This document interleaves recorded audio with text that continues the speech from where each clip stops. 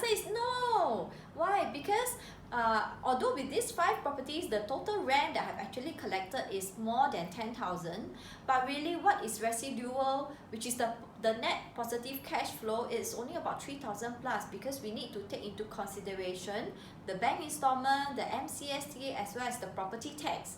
So when we have a residual income of $3,000, at this point in time, it is not enough to get me out of the rat race, which is why what's next then? So we actually have to continue our learning journey in this property investment, and that's where we start to look into industrial properties as well.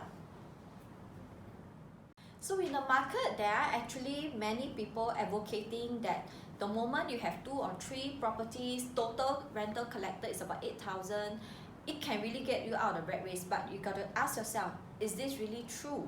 Because you have to take into consideration your bank installment, your MCST, as well as property tax. So the next question that you should be asking the other party is, so what is the net positive cash flow? So that is the key question that you should ask, instead of just looking at rent in total at a high level.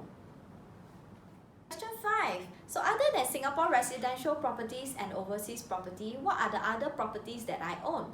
Now, I own more than 15 industrial properties in Singapore. So industrial properties can be B1 or B2. So B1 is actually referring to the light industrial, where it's not so noisy, right? And there's less noise. And then there's also the B2 industrial units, where there's more heavy machineries required. So trades such as carpentry as well as car workshop, they are considered under the B2 category. Now for industrial units itself, it actually ranges. So some of the industrial units can be as low as 500,000, all the way to bigger industrial units, which could be about 1.5 million. So our size of industrial unit ranges between 900 over square feet all the way to 4,000 plus square feet. Now, having said that, it's important to note the rental yield that you are looking at. So for industrial properties with 60 years lease, we are looking at minimum 6% rental yield. Why? Because a project that is about the quantum of 500 over K, take note, although the rent that you are collecting is about 2,500 per month, the net positive cash flow that you are getting could range between $250 to $350. So is that one unit sufficient for you? It may not be, but you have to slowly accumulate and build on your units in order to build your single pot of cash flow that can allow you to get out of rat race. But of course, on the other hand, for bigger units, there is about $1.35 million thereabout. The positive cash flow that we are getting could be almost $1,800 to $1,900. So you need different fruits in a basket to make up whatever cash flow that is needed for you to get out of rat race. So other than the rentability of the project, it is also important to look at the profile of the tenant. So units that we buy are usually comes with already a tenancy agreement. So before we even purchase the unit, we will scrutinize the profile of the tenant to make sure that it is actually a stable, and it is actually a very established company that has been through the crisis for a period of time. And this is particularly important, especially during times like that in COVID-19, where a lot of them are not able to sustain. The smaller and the newer players may not be able to sustain this COVID-19 period. But at this point in time, as the day of the shooting itself, we actually are still 100% tenanted, and our tenants are still paying on time. So it is really very important, and we cannot stress how much it is, how important it is to really study the profile of the tenant before buying over the unit.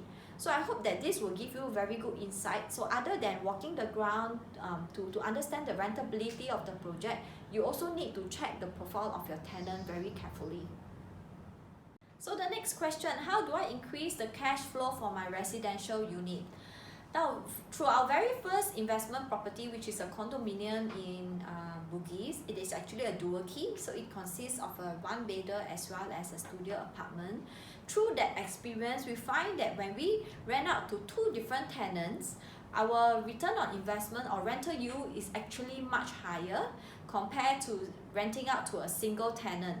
So with that concept in mind, we actually did the same for the unit that we stayed previously, right, for the condo. So we did the same model as well. So what we do is we don't lease out to a single tenant, which is most likely a family. No, instead what we do is we actually rent out to different tenants on a per room basis. So with that, we actually increases our rental yield, and this is really possible because we actually have started venturing into our business, which is shared space, also known as co-living. And every single unit that we have actually gives us a positive cash flow between $1,000 to $1,800. So but in this aspect, the difference between renting to a single tenant and renting to individual tenants is that, number one, your cash flow will increase, your rental yield will definitely increase. But of course, the downside is that you need to manage more people, you need to manage more tenants versus only one tenant. But hey, you get increase in cash flow, which is what is important to get you out of rat race. So ultimately, end of the day, what is it that you want to achieve? I hope that the above questions have actually give you some insights.